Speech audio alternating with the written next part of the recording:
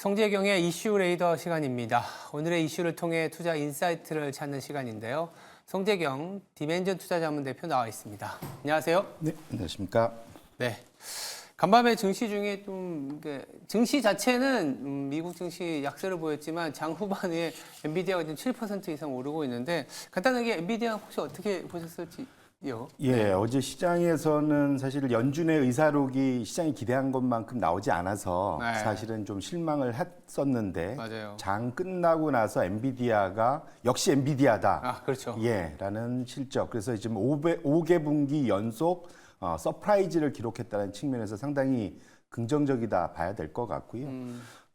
대충 예상치들은 뭐 제가 이틀 전에 제가 보여드렸던 맞아요. 그런 컨센서스를 또 더 높게 올랐습니다. 그래서 그 매출은 컨센서스보다 한 6% 더 나왔고요. 예.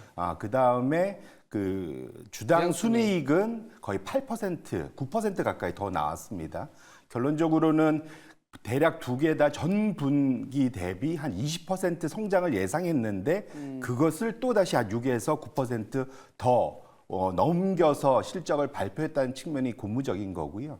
두 번째로는 다음 분기 실적, 그러니까 다음 분기의 매출 예상 레인지를 280억 불을 말을 했는데 이거는 어느 정도 수준이면 지금 시장에서 다음 분기 예상하는 260억 불 대비 또 엄청 더 높은 수준이죠. 그래서 네. 이번에 발표한 실적 자체가 1, 4분기의 실적 자체가 시장에서 예상한 2, 4분기 실적 예상치를 넘어서는 수준. 그러니까 상당히 지금 고무적인 게 첫 번째 포인트. 두 번째로는 지금 저기 화면에 나 있지만 주식 액면 분할 그렇죠. 했죠. 그러니까 원래 분위기 좋을 때 주식 액면 분할하면은 분위기가 더 좋아지지 않겠습니까? 그렇죠. 그렇기 때문에 지금 상황에서 워낙 또 비쌉니다. 왜냐하면 지금 한 960달러 우리나라 돈으로 하면은 한 얼마 정도 되나요? 100만 원, 110만 원, 110만 원. 예, 100만 원이 넘는 돈이다 보니까 아무래도 사고 파는데 부담이 되다 보니까 이거를 10분의 1로 이제 액분을 해주면 거래 유동성이 훨씬 더 좋아지는 측면이 있을 겁니다. 물론 사실은 미국에서는 이거를 10분의 1로 나눠서 사는 그런 서비스들도 하긴 하거든요. 그런데 어쨌거나 이런 상황에서 액면 분할까지 해주다 보니까 기본적으로 지금 장외에서 7% 가까운 전후되는 그러한 상승률을 기록하고 있다는 측면에서는 고무적이다 말씀을 드립니다. 네, 일단 오늘 굉장히 중요했던 이벤트 중에 하나가 엔비디아 실적이었는데 뭐 표면적으로도 그리고 지금 내부적으로도 가이던스를 좀 비트했고 액면 분할과 분기 배당까지 늘려주면서 7%, 8% 시간 내에서 오르고 있는 점 체크해 보시면 될 것 같습니다. 추가를 좀 하나 더 해드리면 지금 그 필라델피아 반도체 지수를 따라가는 네. ETF 또 장외에서 한 2% 이상 올라가고 있거든요. SOX라고 하죠. 예, 톡스. SOX를 따라가는 ETF도 2% 이상 올라가고 대표적인 TSMC도 미국 ADR이 거의 3% 가까이 올라가는 걸 봐서는 확실히 우리나라의 그런 AI 관련된 반도체 주식들에도 순풍이 불 것만은 분명할 것 같습니다. 엔비디아가 또 갓비디아가 되는 그런 하루가 됐으면 좋겠습니다. 자, 그러면 또 그 이슈를 갖고 온 걸 제가 보니까 이제 또 물가 얘기 그리고 간밤에 있었던 FOMC 의사록과 연결이 된 것 같습니다. 연준이 지금 계속 고민을 하고 있는 게 물가지 않습니까? 간밤에도 의사록을 잘 보니까 물가를 조금 더 지켜봐야겠다 이런 결론이었는데 최근에 미국에서 고민스러운 물가 중에 하나가 서비스고 그중에 또 주택이잖아요. 어떤 부분에 지금 연준은 곤혹스러워할까요? 이게 사실은 연준이 기다린 거, 시장에서는 그러니까 그 매파론자들은 이거 물가 다시 재상승하는 거 아니야라고 네. 얘기했을 때 파월이 FOMC 회의 때마다 나와서 얘기하는 것이 시차를 두고 결국 하반기 가면 CPI나 PC에서 가장 많은 부분을 차지하는 주택 관련, 거주비 관련된 물가 비중이 높은데 이것이 결국은 하향 안정화되면서 장기적으로 우리가 목표하는 타겟 2%에 도달할 거야. 이것이 기본적인 목표입니다. 그런데도 안타깝게도 최근 들어서는 다시 그 주택 관련된 월세나 주택 가격이 다시 올라가고 있다는 것이 이제 걱정스러운 얘기고요. 네. 대표적으로 미국 뉴욕의 도심 임대료, 제가 도심이라고 표현했는데 맨하튼이라고 그러죠. 맨하튼 임대료가 이 중간가 기준으로 했을 때 4,220달러를 넘어섰습니다. 이게 우리나라 돈으로 하면은 한 달에 570만 원씩 내면서 네. 살아야 되는 거죠. 사실은 이것이 상당히 걱정스러운데 이건 정확히 작년 10월 말 연준이 피봇하고 난 다음에 그 다음부터 이게 우상향하고 있다는 게 참 이게 하필이면 연준이 너무 빨리 이게 그 완화로 방향을 돌아선 거 아닌가라는 걱정을 만들어내는 포인트다 이렇게 말씀드립니다. 자, 저렇게 주택 임대료가 상승하다 보니까 연준 입장에서 곤혹스러울 수밖에 없고 이 주택이 차지하는 비중 때문에 그런가요? 그렇죠. 지금 CPI에서는 헤드라인 CPI에서는 한 30% 중반, 그 다음에 근원 물가, 근원 CPI 기준으로서는 40% 중반까지 상당히 좀 많은 비중을 차지하거든요. 그러다 예. 보니까 결국은 현재 나타나는 월세의 상승률 이런 것들이 시장에 큰 영향을 미칠 거다. 그래서 저희가 아마 지난주에 저희가 체크를 했을 때 자가주거비나 예. 그다음에 그 소위 자가주거비 물가 자체가 내려오고 있는데 속도가 그렇게 빠르지 않고 4월 달에 5.8% 성장했던 걸 증가했던 걸 확인하셨던 기억을 하실 수 있을 것 같습니다. 예. 그런 측면에서 최근에 이제 그 월세가 다시 올라간다는 것은 연준 입장에서는 매파에 힘을 실어주고 비둘기파한테는 상당히 걱정, 불안을 야기하는 그런 데이터 포인트다 이렇게 말씀을 드립니다. 네, 이렇게 중요한 비중이 높은 주택과 관련된 임대료가 올라가다 보니까 시장과 이제 연준이 곤혹스러울 수밖에 없는데 연준이 피벗했다고는 하지만 금리를 내린 건 아니거든요. 이렇게 그래도 기준금리 상단이 5.5%니까 상당히 높은 금리인데 주택 가격이나 임대료를 억제하지 못한다. 그 이유가 있을 것 같습니다. 맞습니다. 이게 지난 한 10몇 년 전, 그러니까 기억하시면 2008년도 글로벌 금융위기, 엄밀히 말하면 미국의 이제 주택 버블이 있었죠. 전 세계를 사실은 강타했던 건데 그 여파 때문에 미국의 주택 공급이 장기간 늘 부족했습니다. 그런 것들이 최근 들어서 결국은 공급 부족이 이렇게 높은 고금리에도 주택의 그러한 수요를 충당하지 못하는 공급 때문에 주택 가격이 지금 올라가고 있는 포인트가 첫 번째 하나 있고요. 예. 두 번째로는 미국 주택 보유자들 중에 40%가 이미 이제 주담대라고 그러죠. 주택담보대출이 없어요. 그냥 100%다 자기 소유, 자가 소유입니다. 그러다 보니까 금리가 높아져도 내가 대출이 없으니까 부담이 없는 거죠.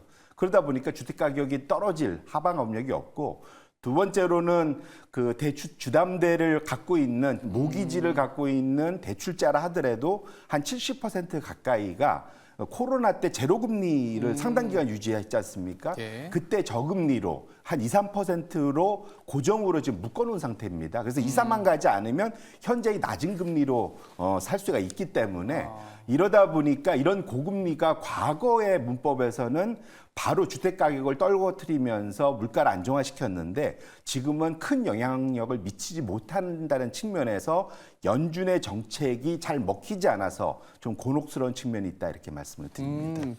지금 미국에서는 주택 보유자의 40%가 대출이 없다. 이런 부분도 좀 부럽기도 하고.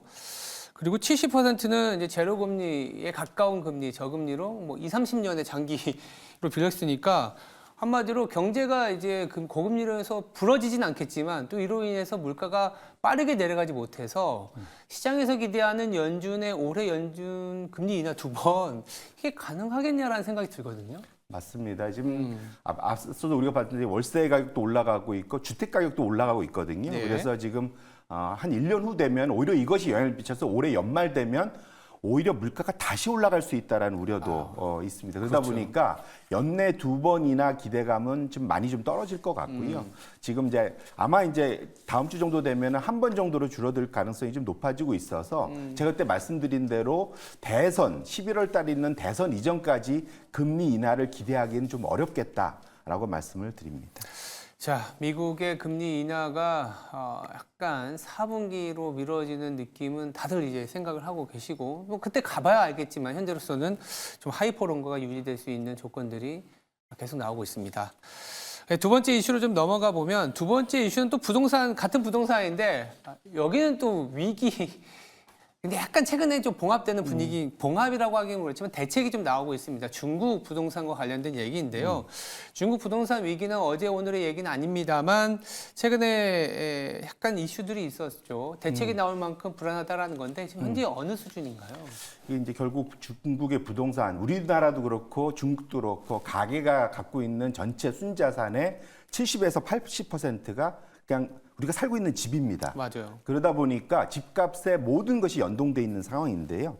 중국의 부동산 가격이 4월 들어서 지난 10년 만에 가장 많이 하락폭을 기록하면서 기존 주택은 6.9% 거의 7% 빠졌고요. 신축이라고 하죠. 그래서 새 아파트는 한 3.5%. 그러니까 전반적으로는 지난 10년 만에 가장 빠른 하락폭을 기록하면서 상당히 이제 2015년, 16년 지난 10년 전에 그러한 중국의 부동산 버블 위기를 연상케 하는 그런 수준을 다시 나타나고 있다 이렇게 말씀드립니다.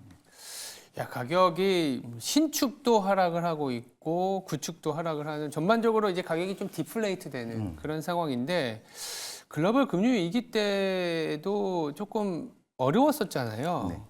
근데 지금 수준은 그거와 비교하면 어떤 상황인가요? 사실은 이제 중국이 2008년 그러니까 글로벌 금융 위기를 타개했던 제일 손쉬웠던 방법이 네. 부동산 버블을 일으키는 거였습니다. 부동산에 투자를 많이 시키는 거. 그러다 보니까 우리와 마찬가지로 중국도 부동산 불패 신화가 있었고요. 네. 그러다 보니까 엄청나게 레버리지를 일으켜서 부동산 투자를 많이 했었죠.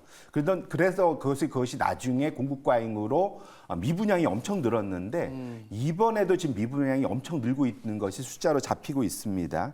대략적으로 이번에 지금 3월 말 기준으로 미분양 면적이 3억 9,460만 제곱미터.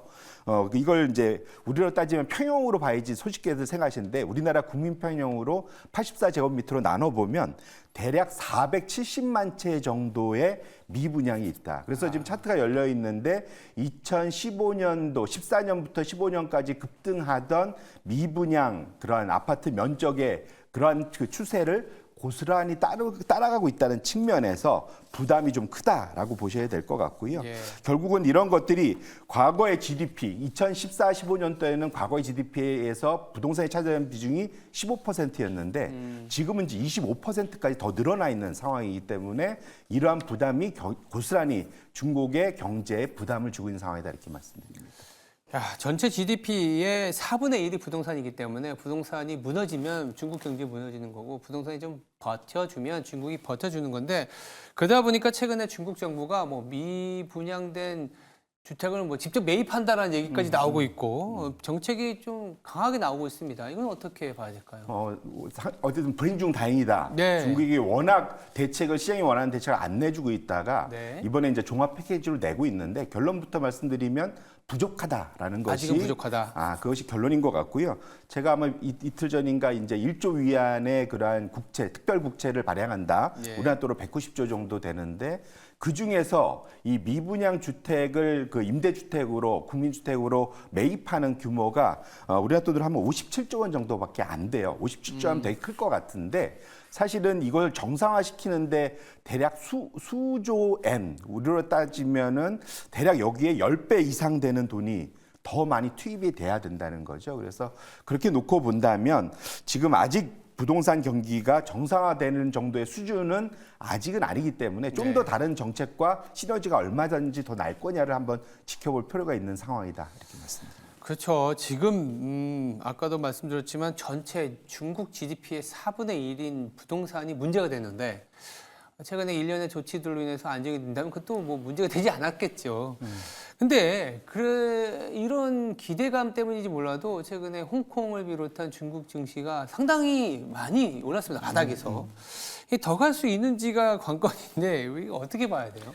그러니까 사실은 제가 이제 홍콩 증시를 좀 미리 봐야 된다라는 네. 말씀을 많이 드렸고 다행스럽게도 지난 연초 이후에 이제 홍콩 증시를 중심으로 전 세계에서 가장 많이 오른 시장이 됐습니다. 맞아요. 좀 급히 오른 감이 있고요. 그러다 보니까 적어도 미국 투자자들 입장에서는 중국의 정책이 과연 지속적으로 안정적으로 유지될까라는 불안감들이 많이 있는 것 같아요. 그러다 네. 보니까 최근에 많이 올라온 주식 그러한 그 홍콩 증시, 중국 주식에 대해서 이제는 이렇게 많이 올라다 보니까 당연히 그 공매도 에 대한 욕구가 이제 커진 거고요. 그걸 보통 우리가 미결제 공매도 잔액이라고 표현하죠. 그래서 네. 이게 숏 인터레스트라고 하는데 이것을 전체 그 거래되는 규모에서 몇 퍼센트나 차지하느냐가 이제 중요한데 차트를 열어봐 주시면 최근 들어서 중국, 그러니까 미국에서 거래되는 중국 대형주 ETF,